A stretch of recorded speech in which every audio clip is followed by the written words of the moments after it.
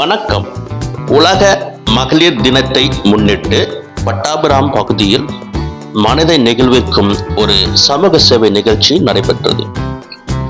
கோபாலபுரம் மக்கள் சேவா சங்கம் மற்றும் இந்து கல்லூரி ரயில் பயணிகள் சங்கம் இணைந்து ஏற்பாடு செய்த இந்த நிகழ்ச்சியில் முதியோர் இல்லங்கள் மற்றும் உடல் ஊனமுற்றோர் மறுவாழ்வு இல்லங்களில் வசிக்கும் 125 பேருக்கு புத்தாடைகள் வழங்கப்பட்டன.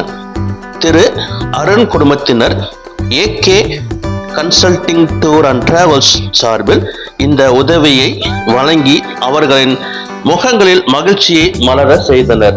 பட்டாபிராம் கோபாலபுரம் மக்கள் சேவா சங்கம் மற்றும் இந்த கல்லூரி ரயில் பயணிகள் சங்கத்தின் அனைத்து நிர்வாகிகளும் இந்த விழாவில் கலந்து கொண்டு சிறப்பித்தார்கள்.